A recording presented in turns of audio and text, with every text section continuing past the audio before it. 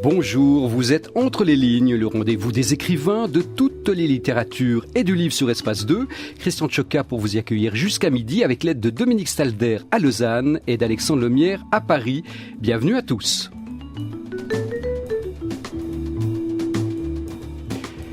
Louis-Ferdinand Céline est mort il y a 50 ans, le 1er juillet 1961, après avoir achevé la veille Rigaudon, son ultime roman, qui est aussi son testament littéraire.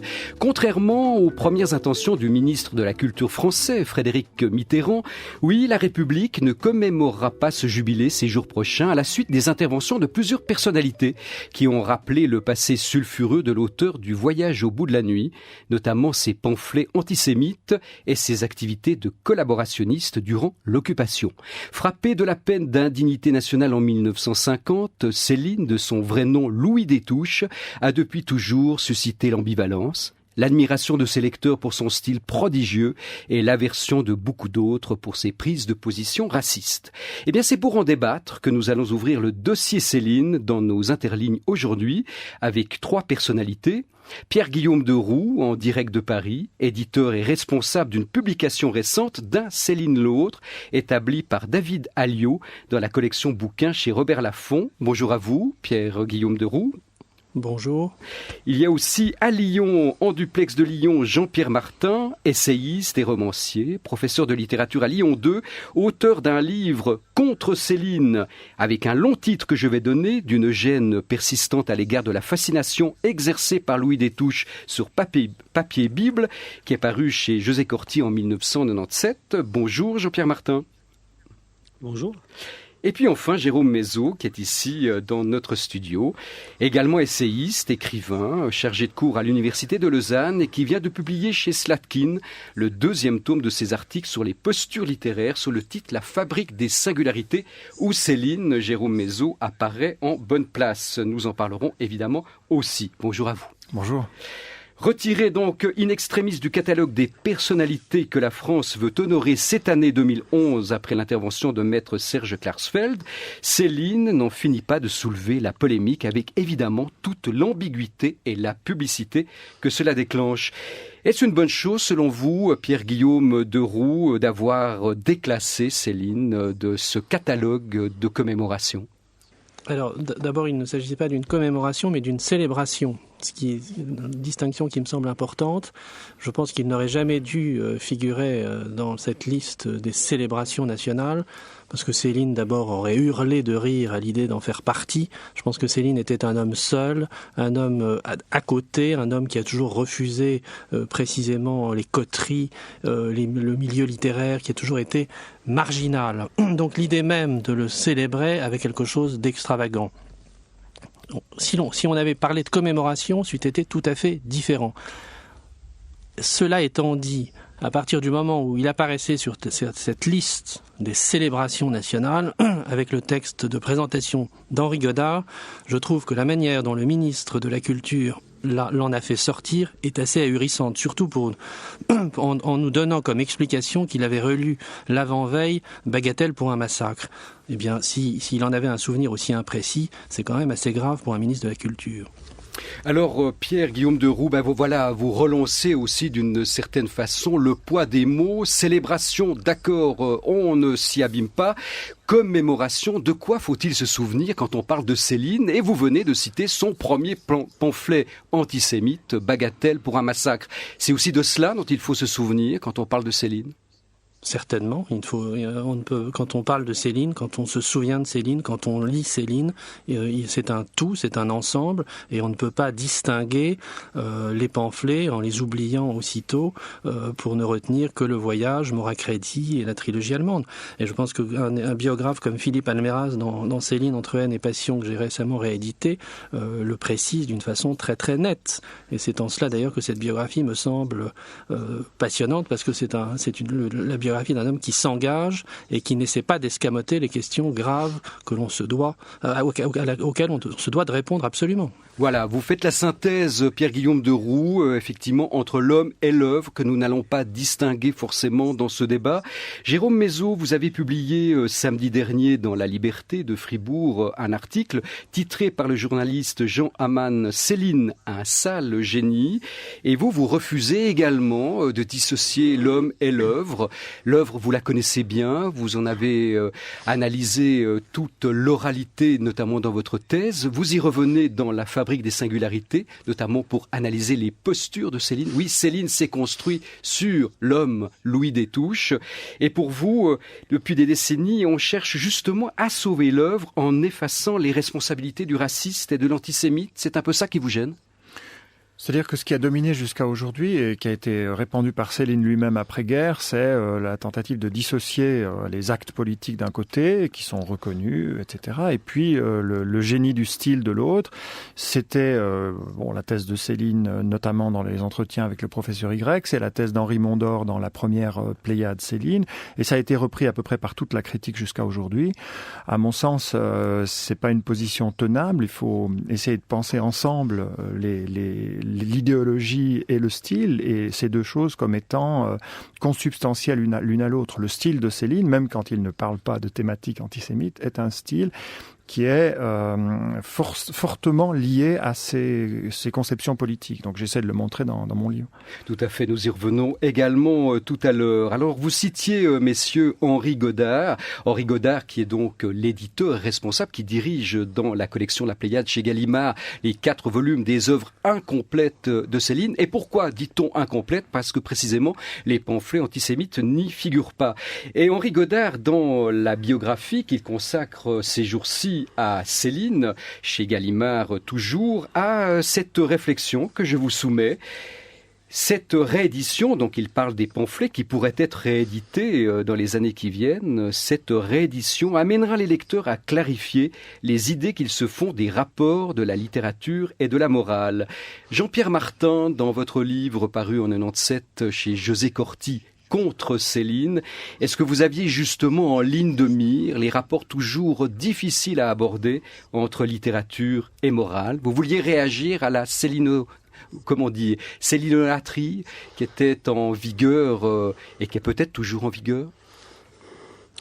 Oui, c'est exactement ça. Enfin, Contre Céline, c'est un titre coup de poing, c'est pas tellement contre Céline lui-même.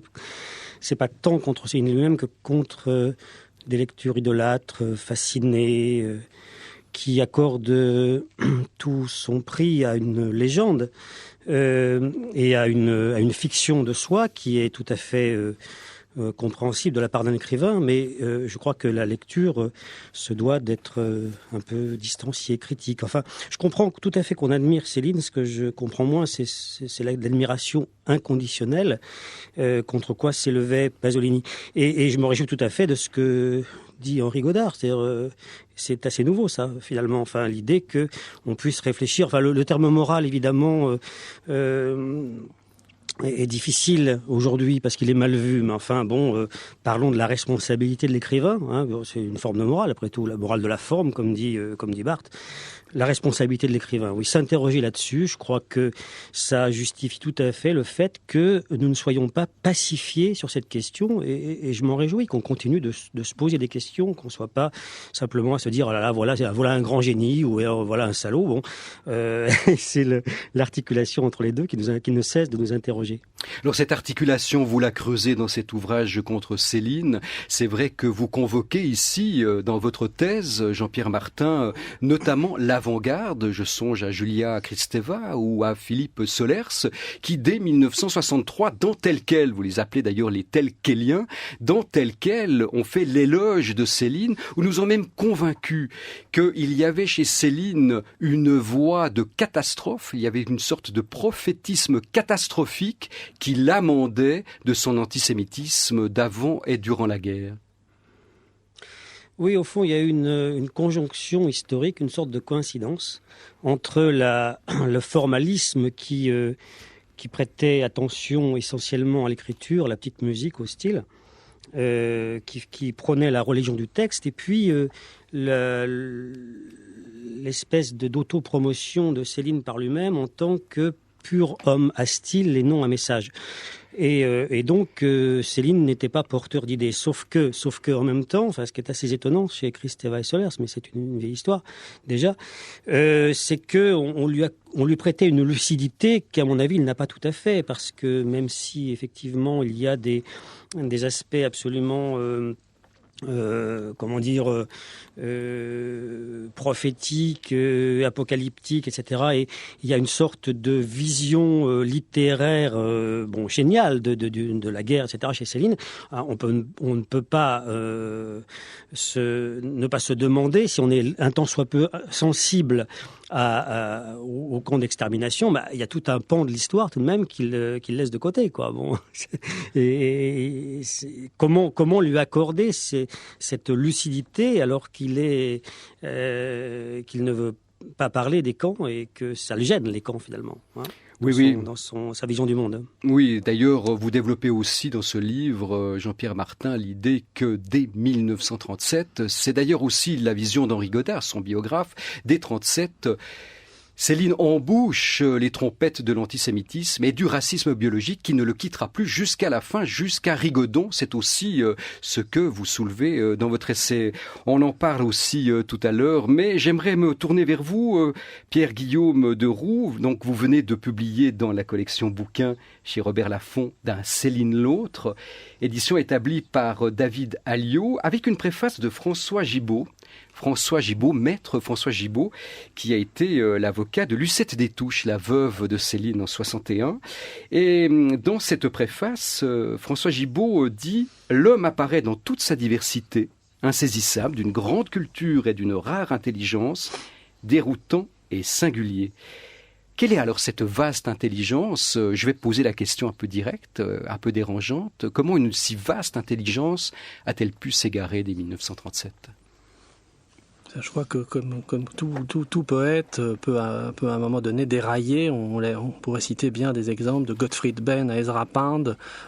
Céline n'est hélas pas seule dans ce, et Hannah Arendt a développé sur ces points-là des pages tout à fait étonnantes et passionnantes. Donc je crois que là, il y a une part de mystère. On n'a pas forcément une réponse claire à apporter à de telles dérives. Ce que je voudrais dire, c'est que précisément dans le volume que Bouquin publie d'un Céline l'autre, ce qui est passionnant, c'est qu'on voit apparaître, me semble-t-il pour la première fois, les multiples visages de Céline, c'est-à-dire un Céline kaléidoscopique. C'est peut-être la biographie la plus passionnante à découvrir, parce qu'à travers toute une série de témoignages, du passage Choiseul jusqu'au dernier jour à Meudon, apparaît un homme dans toutes ses contradictions, dans toutes ses facettes, et avec des jugements extraordinairement opposés. Et ça, je crois que c'est une première, même si les Cahiers de Lerne en avaient donné au début des années 60 une première impression. Là, tout d'un coup, nous avons un Céline total, nous avons la biographie totale.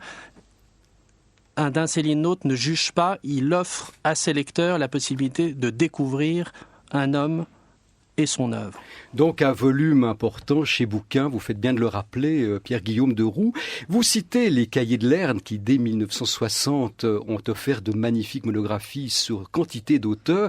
Il est vrai que les Cahiers de Lerne ont été lancés par votre père, Dominique Deroux, qui était aussi polémiste, écrivain, éditeur, et qui avait une grande admiration de Céline, tout en devant prendre aussi quelques distances. C'est aussi peut-être la position du père qui fait pas de vous un héritier de cette fascination pour Céline. Pas exactement, même si j'ai une grande admiration pour Céline. Ce que je voudrais rappeler, c'est qu'en effet, c'est beaucoup plus que Solers et Kristeva. C'est quand même mon père qui, par rapport à Céline, a fait le travail pionnier. Et c'est d'ailleurs dans le Cahier de Lerne de 63 que Philippe Solers publie son premier texte consacré à Louis-Ferdinand Céline. Et il ne reviendra à Céline que beaucoup, beaucoup plus tard. Alors quand aujourd'hui il nous joue les Céliniens, il nous joue le personnage qui n'a cessé de défendre Céline, je constate qu'entre 63 et les années 80, il y a un très très grand silence. Bref, donc revenons au Cahier de Lerne. C'est vrai que je crois que c'est un travail pionnier. C'est à partir de ce moment-là qu'on va véritablement s'intéresser à Céline, à l'étude, que l'université va s'en emparer et que son statut de classique va d'une façon définitive s'installer en l'espace de 10-15 ans, avec ensuite les grands travaux d'Alméras, on l'a rappelé tout à l'heure, d'Henri Godard, la biographie de Gibault, et on pourrait en citer évidemment beaucoup d'autres. Voilà, donc je crois que c'est un travail capital et qui a permis un certain nombre d'éclaircissements et surtout, ça a été la réunion des premiers témoignages sur Céline. Rien n'avait été fait à cet égard. Alors dans le dossier Céline qui nous occupe aujourd'hui dans Entre les lignes, Pierre-François Deroux, eh bien vous venez de citer Gibault, sa biographie. C'est aussi François Gibault qui semble, disons, souligner le fait que l'antisémitisme de Céline, dès 1937, est dû à son traumatisme de guerre, le traumatisme du cuirassier des Touches qui s'est engagé dès 1914 sur le front, blessé au bras, et qui, de fait, traumatisé par la guerre, va devenir qui va devenir une sorte de propagandiste pacifiste avec toutes les ambiguïtés de la chose. Est-ce vraiment si simple de réduire, disons, les positions de Céline à ce seul traumatisme de 1914, à votre avis ? Non, je pense que ce traumatisme joue certainement un rôle essentiel, mais n'oublions pas que Céline évolue dans un milieu antisémite. Son père est antisémite, c'est un antisémitisme presque génétique. Enfin, j'ai l'impression qu'on découvre, et d'ailleurs là encore Alméras le souligne très très bien, on n'a pas attendu le voyage au bout de la nuit pour découvrir l'antisémitisme de Céline. Dès sa pièce L'Église, et d'ailleurs Jean-Pierre Martin l'évoque dans son Contre Céline, on y découvre des pages d'un antisémitisme forcené. Ce racisme de Céline, cet antisémitisme, il a toujours été, et il est né dans un milieu qui le cultivait en quelque sorte, me semble-t-il. Alors justement, le milieu familial de Céline, Jérôme Mézot, vous l'avez évidemment approché de près depuis la naissance, au passage de Choiseul, jusqu'à cette dernière demeure, l'Ermitage à Meudon, notamment dans la Fabrique des Singularités. Ce que vous soulignez, Jérôme Mézot, c'est que après la publication du Voyage, prix Renaudot en 1932, Céline, pris dans les débats de son époque, se construit une posture, se construit une identité nouvelle qui pourrait expliquer bien des choses. Oui, moi, dans l'étude que je mène, je considère Céline comme une autocréation, donc comme un masque littéraire, le masque de Louis Destouches, et comme un personnage qui s'est auto-créé à partir de son pseudonyme et qui va représenter un personnage ensuite dans les années à venir. Une des preuves, c'est que lorsqu'il donne des entretiens à la sortie de Voyage au bout de la nuit à une dizaine de journalistes différents, il donne des versions de son enfance qui sont toutes différentes. On peut les comparer, je les compare dans mon livre, avec 7, 8 ou 10 informations divergentes. Et on voit bien qu'il y a ici non pas mensonge sur la biographie, ça n'a pas d'intérêt, mais c'est plutôt construction d'une figure de l'écrivain comme créateur anti-bourgeois qui va se distinguer des littérateurs bourgeois qui ont passé par le lycée, qui ont bénéficié des avantages économiques de la bourgeoisie. C'est l'homme des banlieues, du petit commerce en faillite, c'est l'homme du boulot, c'est celui qui va au boulot. Il insiste là-dessus. Et cette posture, moi, plutôt que de la rattacher à la biographie ou de montrer qu'elle ne correspond pas à la biographie réelle, j'essaie de montrer qu'elle est conjoncturelle par rapport à l'histoire littéraire du moment, c'est-à-dire par rapport au fait que au début, à la fin des années 20, avec l'apparition de l'école populiste, des débats autour des écrivains prolétariens, la grande question littéraire du moment autour du roman, c'est celle de l'intégration des milieux populaires dans le roman, de la langue populaire, des décors de la rue, etc. Et Céline le comprend très vite. D'ailleurs, il dément dans ses lettres, il dit je m'intéressais à tout ça bien avant la vogue populiste. Si on regarde un petit peu la chronologie, c'est pas tout à fait le cas. Donc, on a vraiment une réponse, je dirais, conjoncturelle à une problématique littéraire du moment.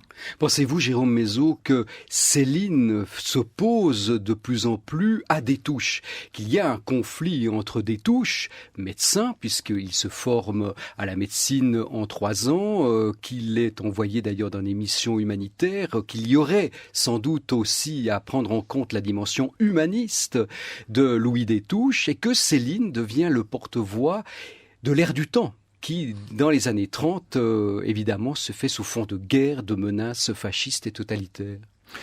En tout cas, le personnage de Céline finit par dévorer ou recouvrir celui de Destouches. Et si on étudie la correspondance de près et qu'on étudie tout simplement un phénomène tout à fait banal, c'est les signatures des lettres, on s'aperçoit que avant 32, évidemment, la signature est celle de Destouches. À partir de 32, la signature de Céline commence à apparaître uniquement aux interlocuteurs de la vie littéraire.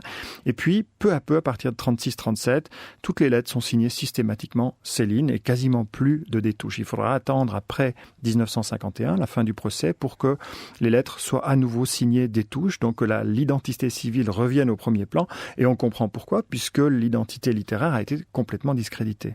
Alors, je disais que cette peine d'indignité nationale dont Céline a été frappée en 1950, en fait, ce n'est pas Céline qui a été frappée d'indignité nationale, c'est Destouches. Il semble même qu'il y ait eu confusion sur le patronyme et le pseudonyme, et que la peine est tombée frappant Céline, et les juges s'en sont rendus compte, semble-t-il, un peu plus tard. C'est aussi un des aspects que vous soulignez, Jérôme Mézot. Alors Céline, eh bien nous en parlons entre les lignes jusqu'à midi. Céline, j'aimerais vous le faire entendre. C'est un entretien que l'ermite de Meudon avait accordé à Louis Albert Sbinden de Radio Lausanne le 25 juillet 1957. C'est un entretien célébrissime qui se trouve dans le tome 2 des œuvres incomplètes dans la Pléiade. En voici le début. Céline, je voudrais vous poser une question peut-être un peu naïve pour commencer. Je verrai bien la réponse que vous y faites. Pourquoi est-ce que vous avez fait paraître ce nouvel ouvrage d'un château l'autre ?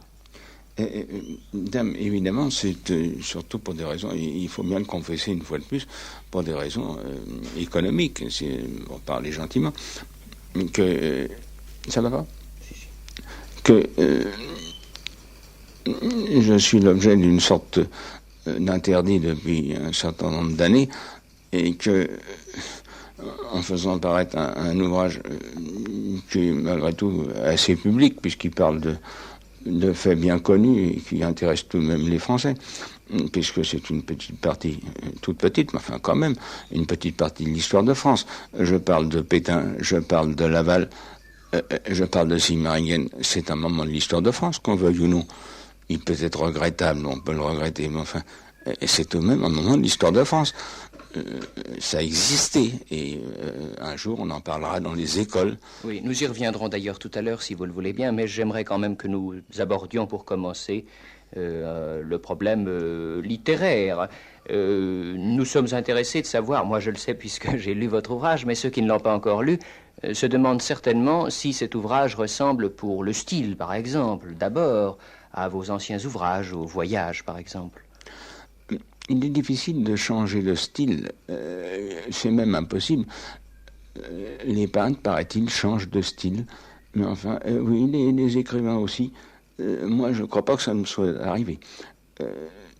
N'est-ce pas, l'histoire, l'affaire du style, si j'ose dire, m'intéresse plus spécialement. Ça m'intéresse plus spécialement parce que je suis un styliste. J'ai cette faiblesse et je crois que c'est une faiblesse peu répandue.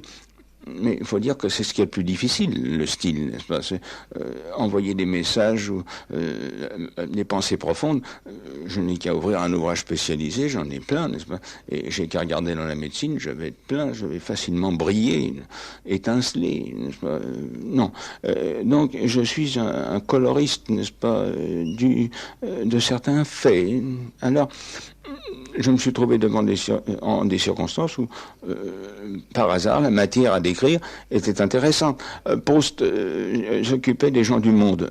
Je me suis occupé des gens qui naient à ma vue et à mon observation. Et alors, j'ai décrit leurs petites histoires avec un style qui, paraît-il, est le mien. Oui. La littérature est donc pour vous d'abord une affaire de style. Et quand vous dites style, vous le distinguez de l'histoire proprement dite. L'histoire, je la conforme absolument au style, de même que les peintres ne s'occupent pas spécialement de la pomme, n'est-ce pas? C'est la pomme de Cézanne ou le miroir de Renoir, n'est-ce pas? Mon Dieu, ils sont, ou la bonne femme de Picasso, ils sont, ou la chaumière de Vlaminck, ils sont le style qu'il lui donne, n'est-ce pas? Ils ne s'occupent pas beaucoup. L'objet lui disparaît, n'est-ce pas? Oui. Plus ou moins.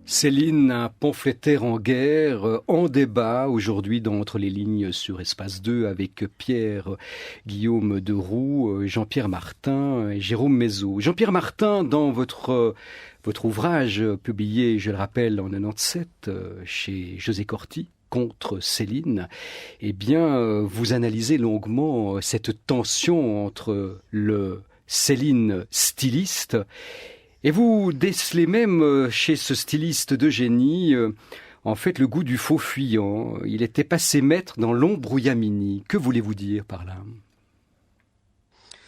Justement, dans l'interview qu'on vient d'entendre, il y a sinon embrouillamini, du moins escamotage.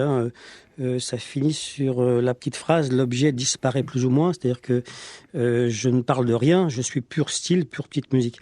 Donc c'est ça qui est en question, c'est ce tour de prestidigitation. Loin de moi l'idée de nier la force de ce style. C'est même pour ça que ça nous interroge. Et contrairement à certains qui ne lisent pas ou ne veulent pas lire Céline, moi je suis pour le lire, je suis pour l'étudier, je suis un grand admirateur, je dois dire, de pas mal de livres de Céline, malgré cette sensibilité heurtée qui fait que, blessée, qui fait que, il y a une gêne, et je veux creuser cette gêne, enfin je trouve que c'est intéressant de la creuser. Tension entre le styliste et celui qui veut dire des choses constamment.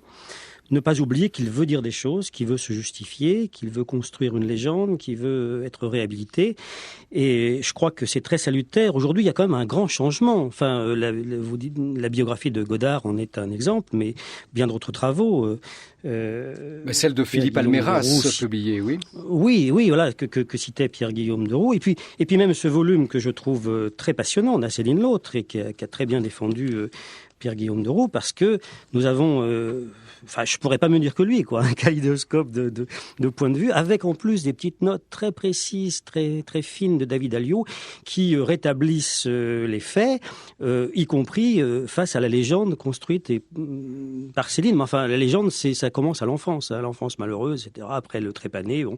Et puis ça continue par la petite phrase là, que je soigne, la lettre chez Gallimard. Enfin, vous voyez, Jérôme Mézot parlait de posture, et je trouve que c'est très très passionnant, très salutaire que de démystifier comme il le fait la figure de Céline à partir de sa position sociale, etc. Je crois qu'il y a tout un travail aujourd'hui de lecture qui n'enlève rien à la force du texte, mais qui nous pose les vraies questions. Enfin, je pense aussi au livre de Philippe Roussin sur la misère de la littérature qui porte sur Céline. Ouais.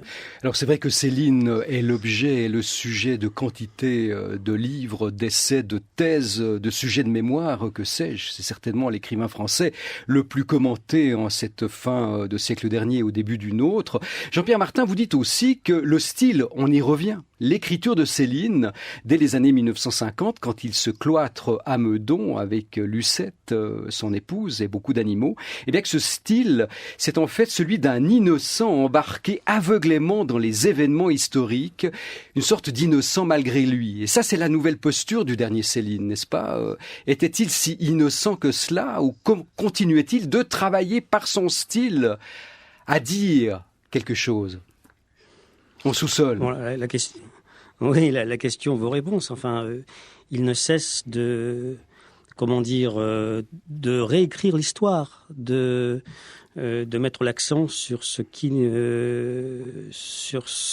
n'est pas gênant pour lui, de ne pas faire allusion aux camps, ou bien de considérer que les camps, en somme, c'est un détail par rapport aux bombardements alliés, ou que sais-je. Bon, c'est lui qui est au centre de l'histoire.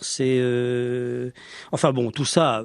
Peu importe, après tout, peu importe. En un sens, là n'est pas l'essentiel. L'essentiel, c'est quand même l'idéologie sous-jacente qui n'a cessé d'irriguer ses écrits, qui disparaît dans les meilleurs textes. Je pense à Guignol's Band, à Ferry pour notre foi. Enfin, moi, je suis pas pour chercher à tout prix la petite bête, mais ça réapparaît dès qu'il réécrit l'histoire dans sa trilogie. Par exemple, c'est quand même la trilogie est une entreprise de réhabilitation.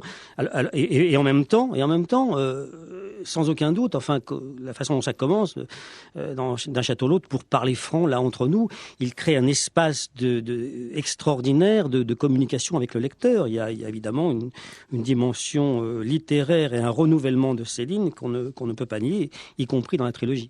Oui, mais l'adresse... C'est très compliqué. Voilà, c'est très compliqué sans doute, mais n'est-ce pas aussi, disons, plus simple de voir que dans le dernier Céline, celui donc des années à Meudon jusqu'à sa mort en 1961, ce dernier Céline, en fait, est de plus en plus monodique, que son adresse se fait un petit peu dans le vide de l'histoire qui le hante.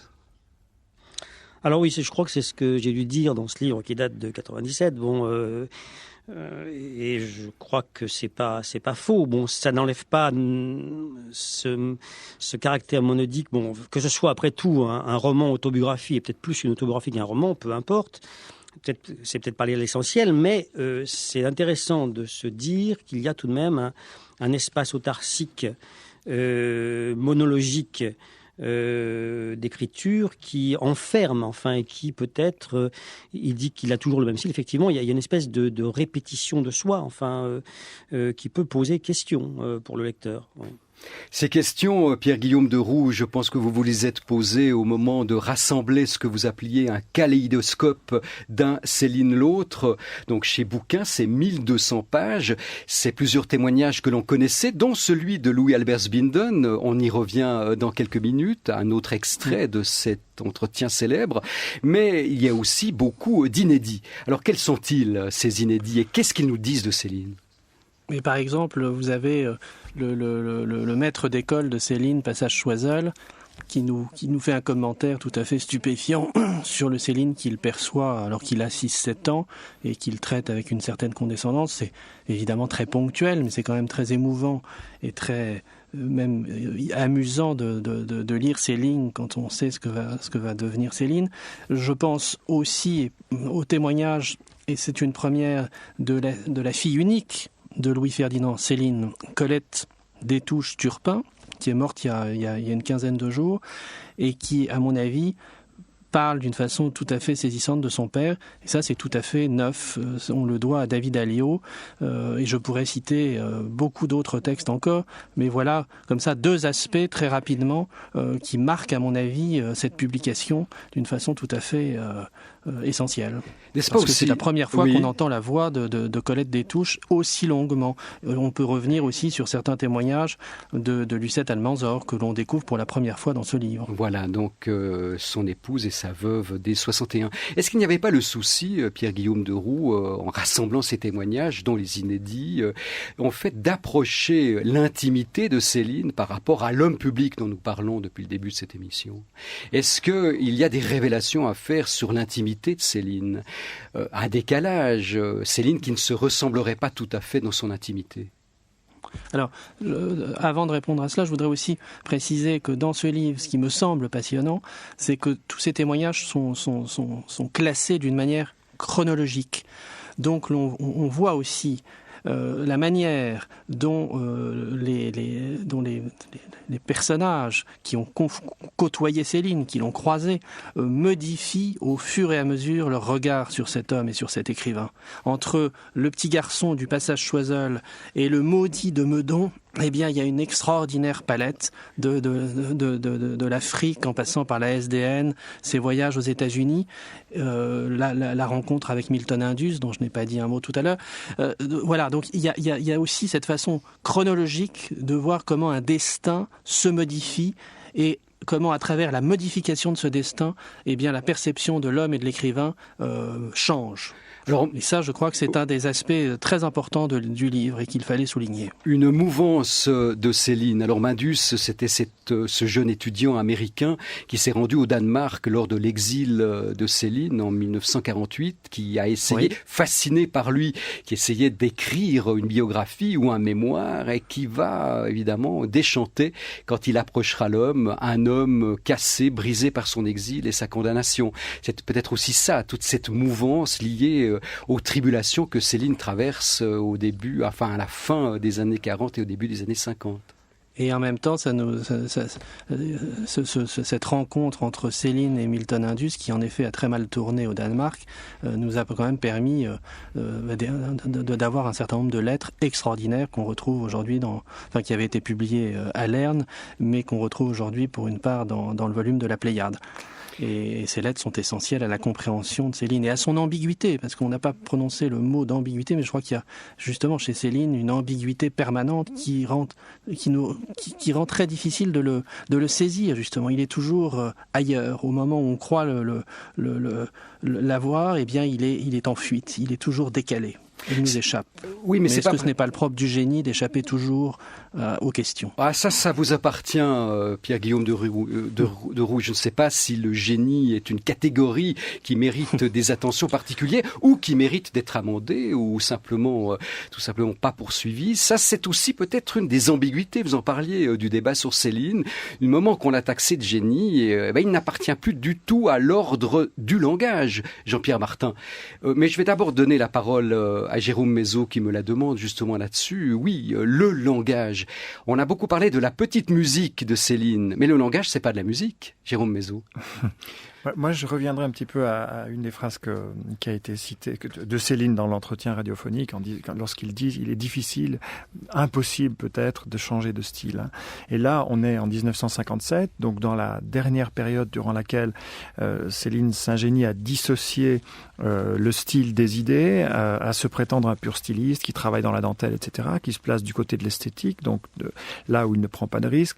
On est dans cette période après l'épuration littéraire, dans une période qui est gouvernée par l'existentialisme de Sartre, par les théories de la responsabilité de l'écrivain. Donc tout ce qui est idée va être repoussé dans l'ombre par lui.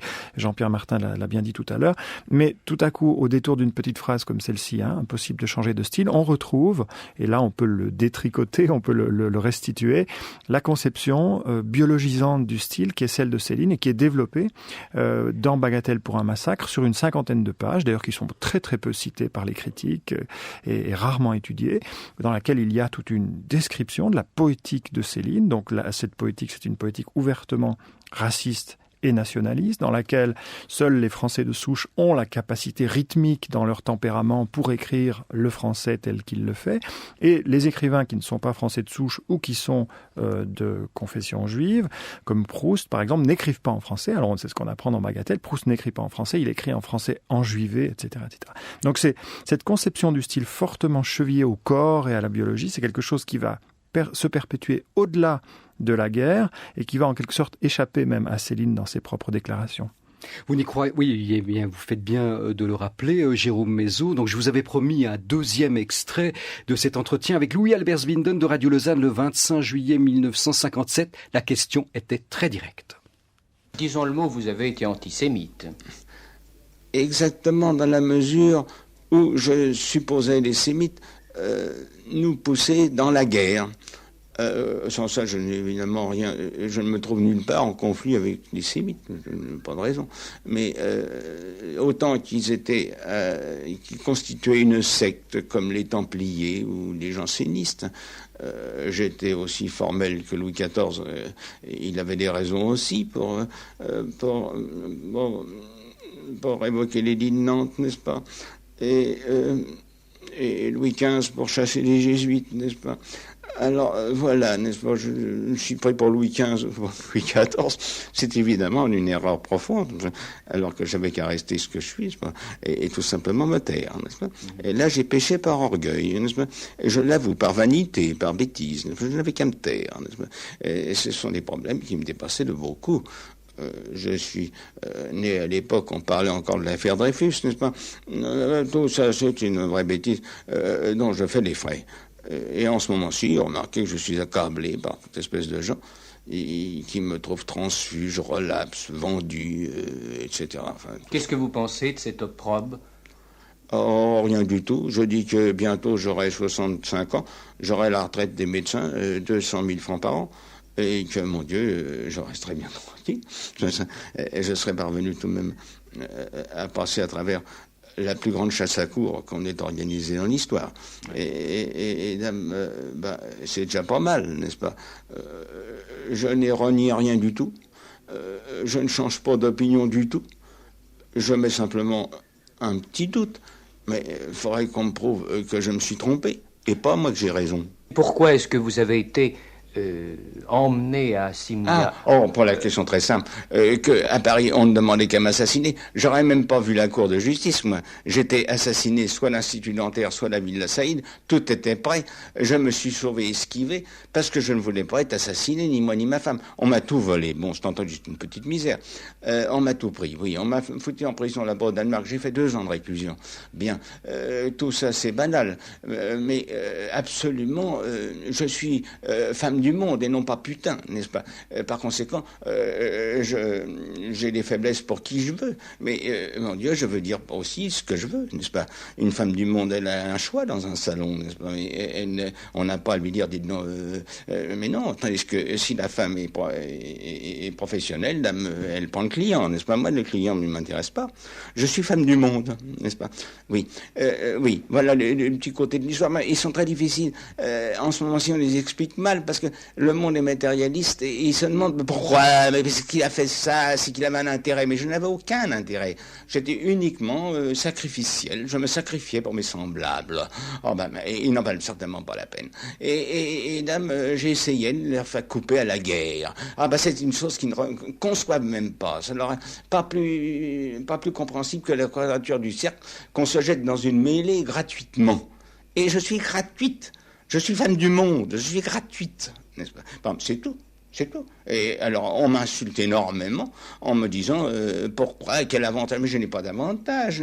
Je n'ai jamais dit par ici, je suis le chef d'un parti. Je ne suis pas homme politique. Je ne suis pas acteur. Je suis simplement, j'étais, je crois, écrivain et médecin. Je suis sorti de cette petite situation pour me jeter dans une effroyable aventure où je n'ai reçu que des coups et des horreurs.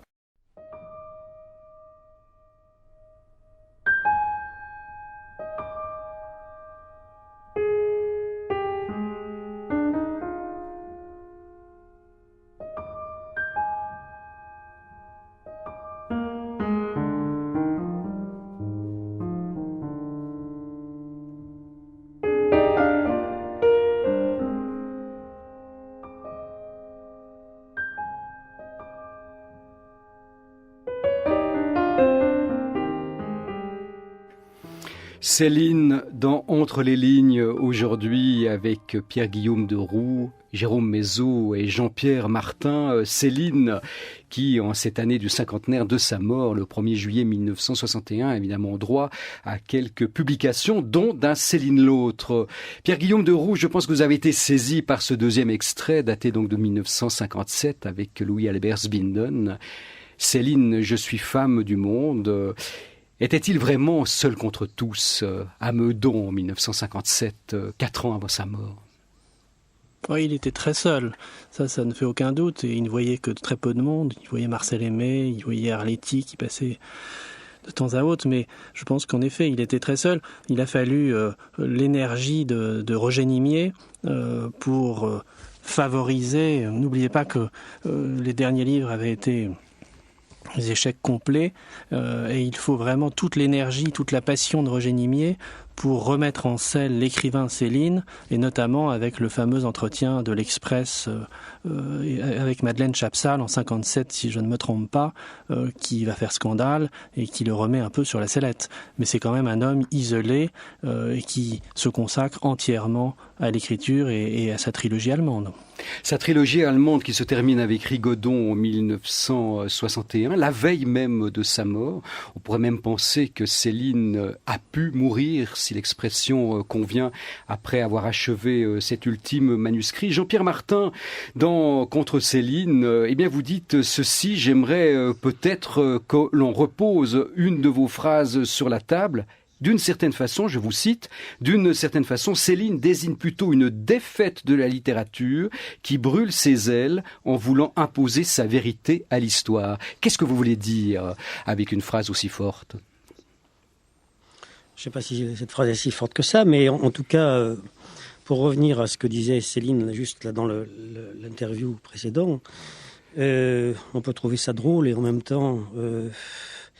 Je veux dire, c'est difficile d'être complètement désinvolte par rapport à tout ça, parce que la plus grande chasse à court de l'histoire, enfin, cette façon de d'ériger une figure de martyr, de maudit, de victime, est un peu indécente, enfin, je veux dire, est un peu obscène à l'époque, enfin...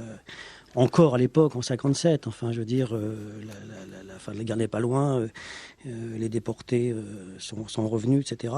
Et ailleurs, d'ailleurs, Céline dit qu'il était plus malheureux qu'eux, enfin, que c'est lui la pire victime sacrificielle. Bon, et donc tout ça, évidemment, peut prêter à rire, et en même temps, voilà, qu'un écrivain de cette dimension-là puisse dire des choses comme ça, et surtout ce qui m'interroge, moi, c'est pas tellement la création de Céline par lui-même, hein, ce à quoi faisait allusion Jérôme Mézos, et qu'il faut évidemment analyser, mais ce qui fait problème aussi, c'est comment ça a pu réussir comme ça, parce que bon, je suis d'accord que sur l'espèce de solitude politique, idéologique, enfin, il y a eu l'effet Stalingrad, etc., bon, de Céline en 57, mais la réhabilitation va venir très très vite, hein. N'oublions pas que la Pléiade est en train de se faire dès 60, bon, ça va pas être publié de son vivant, mais enfin, ça commence, déjà, la canonisation est en marche, quoi.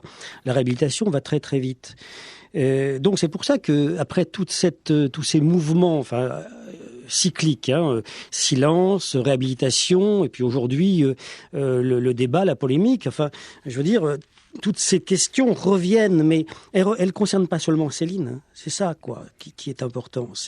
Ça concerne la littérature dans son ensemble, et pourquoi pas tous les aveuglés, tous les écrivains. Enfin, évidemment que Céline, il était question de Pound tout à l'heure, etc. Bon, il n'y a pas que Céline, en l'occurrence. Sauf que Céline, c'est un point névralgique. C'est un sujet brûlant sur ce plan-là. C'est lui peut-être qui a été le plus loin dans l'abjection. Il suffirait de citer enfin des phrases terribles pour se remémorer ça. Bouffer du juif, ça suffit pas, il faut les étrangler. Mais en se disant aussi que l'antisémitisme est quelquefois l'arbre qui cache la forêt. Parce que comme l'a dit très justement Jérôme Mézos, ce qui est plus important, enfin il me semble, que l'antisémitisme, qui perdure, c'est le racisme eugéniste, hygiéniste et biologique. Voilà, dans ce sens-là, Céline n'est pas loin des théories nazies. Donc, enfin, il y adhère quand même complètement, si l'on veut. Donc, voilà, ça pose des questions, hein, sachant que c'est un écrivain de cette dimension-là. Ça ne remet pas en cause, hein, le fait que, voilà, Céline, il y a des pages. On est assis, quoi. Bon. Oui, et vous laissez même paralyser par certaines anecdotes que vous glanez dans le métro et qui, selon vous, dans la bouche des Quidam, pourraient être du pur Céline haineux. Voilà votre conclusion. Alors ça, oui, très brièvement, parce que j'aimerais si donner la parole aux deux autres débatteurs, oui. s'il vous plaît. Oui, juste une petite chose là-dessus, c'est qu'il y a un effet Céline, effectivement, qui est très important. C'est-à-dire l'idée de, je sais pas, l'éloge de l'insulte, quoi. L'insulte, l'injure, enfin, il y a une espèce de mimétisme à l'égard de Céline qui est assez, je trouve, un phénomène assez étonnant, quoi. Pierre-Guillaume de Roux, vous dites également, en citant votre père, que Céline met cet admiratif. Alors j'aimerais comprendre que Céline reste impardonnable dans l'histoire de la littérature et dans l'histoire tout court. Comment comprendre ce mot impardonnable ? Je crois qu'il y a comme ça en littérature quelques grands impardonnables.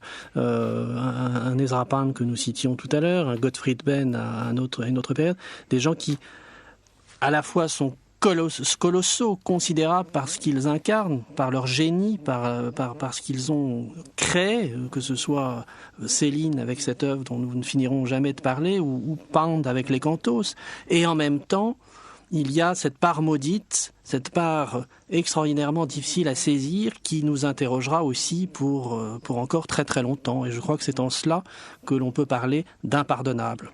C'est cette part maudite dont Bataille a si bien parlé aussi. Et qui pose tant de problèmes quand on aborde la littérature et donc le poids des mots. Exactement. Jérôme Mézot, le poids des mots, la responsabilité de l'écrivain, vous y travaillez depuis de nombreuses années. Vous êtes vous-même écrivain. Alors que vous dit Céline ou que dit la passion que Céline soulève encore quand on en débat 50 ans après sa mort? Encore une fois, tout dépend ce qu'on en fait. Moi, comme Jean-Pierre Martin, je lis volontiers Céline, je l'enseigne souvent. Donc voilà, j'ai rien contre une bonne partie de cette œuvre à étudier ou à découvrir. Mais je crois qu'il faut être conscient de ce qu'elle porte. Alors non seulement idéologiquement, mais aussi dans la vision du style. Par exemple, Henri Godard montrait dans un essai qu'il avait écrit sur Céline, Poétique de Céline, que c'était un style dialogique qui faisait intervenir toutes les voix sociales. Je crois qu'aujourd'hui, et comme Jean-Pierre Martin l'a montré dans son livre, on peut contester ça. On peut montrer que c'est un style plutôt monologique qui est fait pour entrer dans les nerfs du lecteur, pour lui dicter des émotions, pour produire en lui des émotions presque à son insu, et qu'on n'est pas dans une conception démocratique de la littérature comme la confrontation d'un ensemble de voix devant laquelle le lecteur peut faire une délibération rationnelle. Donc, je dirais que l'admiration, elle est tout à fait compréhensible, et puis en même temps, il faut avoir ce recul critique et historique. Merci Jérôme Mézot. Voilà, nous mettons fin à ce débat, une fin bien provisoire, ce débat soulevé par Céline qui ne figurera pas donc sur la liste des célébrations 2011 selon la décision du ministre de la Culture, Frédéric Mitterrand.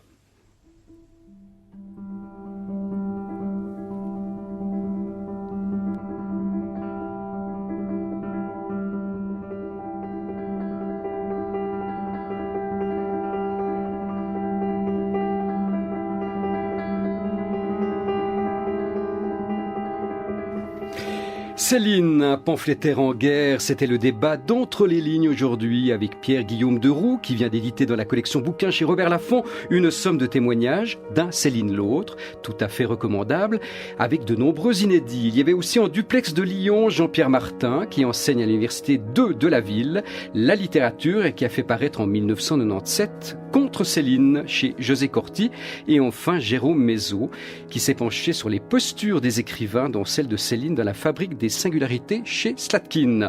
Jérôme Mézot, on vous retrouve au Festival de la Cité à Lausanne vendredi soir. C'est où et c'est à quelle heure ?